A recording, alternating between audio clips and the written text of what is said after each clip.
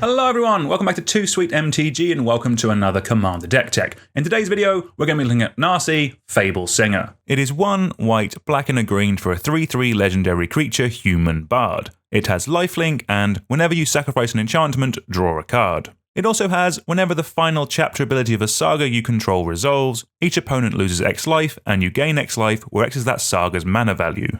So, this is going to be a Sagas Matters deck with an enchantment sacrifice sub-theme. So many other Sagas Matters commanders are great at giving us a ton of value, but this is one of the best ways to actually win a game of Commander using sagas. With Nahsi, not only do you get all the value of a saga, but that drain effect will really add up to crush our opponent's life totals. With this deck, we'll be running a bunch of impactful sagas, and then using things like Proliferate to speed through the sagas as quickly as possible so we can drain out our opponents all the quicker. The other ability of Nahsi, that whenever we sacrifice an enchantment we draw a card, we will also be using a good amount of. Obviously this will work when we complete a saga, but there's plenty of other enchantments out there that sacrifice themselves for value, as well as ways of sacking enchantments that we can run for even more card draw. Before we jump in, a quick note on how this video will work. What we'll be doing is giving you a breakdown of all the different types of sections that you need to make the deck work. We won't be giving you a full deck list, rather we'll be giving you all the categories and the number of cards in each category that you need to run. You can then pick the ones that suit your budget or your playstyle. All the sections and any cards we mentioned will be down in the description below. First up is our Sagas Matters section. These are cards that'll help us get the most value out of all the sagas that we're going to be running. First up is Historian's Boon. This is a solid enchantment that makes us little blockers whenever we play an enchantment, but then also fantastically makes us 4/4 angels with flying and vigilance whenever we complete a saga. Next we have Weaver of Harmony. This for just a green and tap it doubles up the ability of the saga, which when we get to some of those big final chapters could be hugely impactful. Then we have Satsuki the Living Law. This is a little bit of everything when it dies, but the part that we really love is the ability to tap it to add a law counter to every saga that we control. This means we'll be absolutely churning through the chapters on some sagas, and do remember that when we put more counters onto the sagas, we get their abilities as well. Next up we have cards like Contagion Clasp, Evolution Sage, Staff of Completion and Contagion Engine. What's fantastic about these is that they can repeatedly proliferate counters, like for example, law counters on a saga. Just being able to use these again and again every turn will just be phenomenal. But for some one-time use, we have a card like Storyweave, which at instant speed can put 2 counters onto a saga. The fact that with most sagas it'll be able to complete them straight away is going to be really strong, which remember when we complete and sacrifice a saga will drain out our opponents. Next we have cards that can remove counters from our sagas. This might seem a little bit counterintuitive, but some of the chapters on our sagas are really strong, and cards like Hex Parasite, Thrall Parasite, Power Conduit and Scholar of New Horizons will let us keep using the best chapters of our sagas again and again. Then next up we have some dedicated ways of sacrificing either our sagas or some of our other enchantments. Both Demon of Fate's design and Nyxborn Behemoth are great cards by themselves. The Demon lets us pay life once a turn instead of paying the mana value of an enchantment, and Nyxborn Behemoth is an absurdly huge creature, but the fact that both of them will let us cash in any enchantment that we control, which with our commander out will turn them into card draw, is just going to be great. We always love more card draw, and they just help us keep the deck ticking over. Then lastly in this section we have Calyx Guided by the Fate and Ondu Spirit Dancer. These both let us make token copies of our enchantments, which importantly includes our sagas. Doubling up these will be fantastic. It's just more things for us to get value out of and will really help push the deck over the edge. Moving on next to our card draw section. This is going to be pretty straightforward if I'm honest, and it'll be very easy for you to get to the 8 to 10 bits that we need. And that is because we're primarily going to be running Enchantress effects. These are cards that draw us a card whenever we cast or an enchantment enters the battlefield under our control. With all the enchantments this deck is running, getting 1 or 2 of these out will be plenty good enough to give you all the card advantages that you need to power you through a game. And one other cool card we can play is Fimera Enchantress. This draws us cards whenever an enchantment is put into a graveyard from play. With our deck alone, it'll draw us a ton of cards, because obviously of all the enchantments that we're going to be sacking and the sagas that we'll be completing. But because this is a weirdly worded card from Visions, it's also sort of symmetrical, so we'll get card draw if any of our opponent's enchantments are destroyed or removed as well. Then finally we have some sagas that have some card draw as one of their abilities. Sagas like The Fall of Gil-galad, Love Song of Night and Day, Of Herbs and Stewed Rabbit, The First Our Own Games, and The War in Heaven are all great additions that synergize with our commander and all of our other Enchantment Matters effects, while also giving us some card advantage. Next up is our ramp section, and we have a bunch of really synergistic options for us to choose from to get to the 8 to 10 bits that we need. First up, we have Font of Fertility, Khalni Heart Expedition, and Omen of the Hunt. These are all solid enchantments that can go and tutor up a basic land and put it into play to ramp us ahead. but importantly, they can also sacrifice themselves, so with our commander out, they'll draw some cards as well. Next, we have some wild growth effects, enchantments that make our lands tap for more mana. You have things like the OG wild growth itself, then you have Fertile Ground and Wolf Willow Haven. These just add to that enchantment count, and more enchantments means we're more likely to draw more cards with our Enchantress effects. Another bonus of running a load more enchantments is a card like Sanctum Weaver, which taps to add mana equal to the number of enchantments that we control. Then next up we have Jukai Naturalist and Starfield Mystic. These just make our enchantments cost 1 generic less to cast, which is a great way of allowing us to double spell in a turn. Very solid options that we love. We then have some sagas that let us ramp.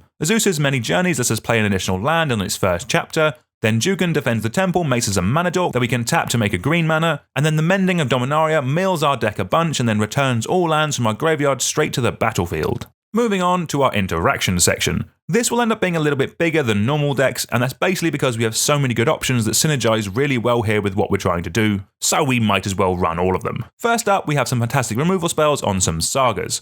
Elspeth's Nightmare, Fall of the Imposter, Binding the Old Gods, Elspeth Conquers Death, and the Eldest Reborn are all perfect ways of taking out some of our opponent's creatures, while also triggering card draw from our enchantresses and some life loss from our commander. We even have some board wipes with the One Ring to rule them all and Phyrexian Scriptures. Waiting a turn for a board wipe we know isn't great, but remember we have ways of abusing the counters on these so we can speed them up to happen the turn that we need it to. We then have the flip versions of Elesh Norn, Sheoldred, and Vorinclex, which turn into super powerful sagas that at some point can remove a huge amount of our opponent's boards. To synergize with the card draw effect of Nasi, we have Seal of Cleansing, Seal of Primordium, and Seal of Doom. All great utility cards that answer something annoying of our opponents when we sack them, and then with our commander out will also draw us a card. Then finally we have Doomwake Giant. This will just consistently take out so many creatures over the course of a game, it'll be phenomenal. Next up is a little bit of protection. Our commander is as much a win condition in this deck as it is an engine, so we'll definitely want some ways of keeping it and our enchantments around. First up, we have Elsed of Life's Bounty and Carapace. Fantastic enchantments that can sacrifice themselves to protect a key creature, like, for example, our commander. Then we have Tale of Tenuvial, a great saga that protects our commander for as long as it's in play, and then also lets us reanimate a key creature back from our graveyard. This is definitely one we're going to want to be manipulating the counters of, as if we can keep this from ultimating, our commander will always be indestructible. Then lastly, to protect our enchantments themselves, we have Sterling Grove, which very nicely gives them all Shroud. It can then also be used as a tutor to go and get us a game-winning enchantment. But before we get on to some win cons, let's go over some recursion, because I never like leaving home without it. First up we have some sagas, with the Binding of the Titans and the Cruelty of Gix. Just great sagas that will do so much work in the deck, and bring us back some key creatures when we need them. The fact that we can also skip to the last chapter of the Cruelty of Gix with its read ahead ability will be fantastic, as with Nasi out it'll also dome each opponents for 5. Then to bring back some sagas or some other enchantments, we have Auramancer and the always great in these type of decks, Crystal Chimes. Absolutely perfect for refilling our hand with some saga goodness. Then lastly, it's worth mentioning Unnatural Restoration. It lets us bring back any permanent to our hand, and then also lets us proliferate as well, which is perfect for everything that this deck is doing. Okay, with the bulk of the deck out of the way, let's go over some dedicated ways of winning the game. First, we have the World spell. This 7-mana saga has read ahead, meaning we can put it into play, get its last ability, and then deal 7 damage to each opponent. This card is going to be absurdly strong in this deck. For another big saga, we have Battle at the Hell Vault. The first 2 chapters exile something that each opponent controls until it leaves the battlefield, and then the 3rd chapter makes us an Avacyn token, which is absolutely nuts. Then we have Grim Guardian, which is just a great way of consistently pinging out our opponents and making sure their life totals are always going lower. We then have Sanguine Bond. Remember that we gain life when our opponents are losing it, so basically this doubles the life loss that our opponents take for every saga that we complete. We then have Archon of Sun's Grace and Sigil of the Empty Throne. 2 powerhouse cards in any Enchantment Matters deck that makes us an absurd board of tokens so quickly. To buff them and our other creatures up, we have Song of Freylies. At first it helps us cast our spells, but then the 3rd chapter buffing up our team and giving everything Vigilance, Trample, and Indestructible is just mad.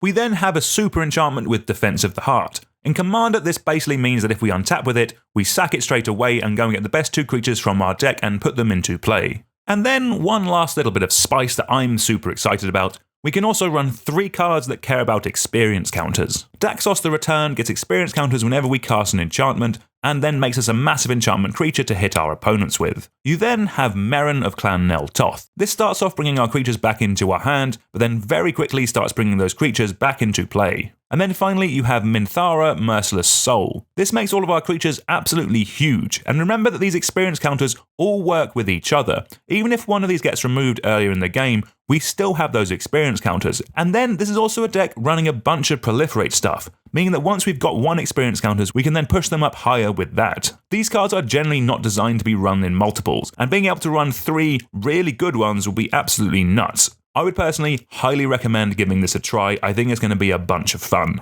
Okay, time to round off the deck with some utility lands. We are a 3-colored deck, so we don't want to run too many.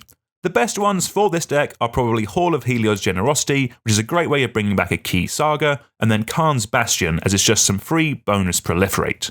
So thank you all very much for watching. If you're new to the channel, please consider subscribing. We're currently racing towards 100,000 subscribers. We only have 96,764 or so to go, so it'd really help me out and really help me grow the channel. But anyway, until next time, I will see you all soon. Goodbye.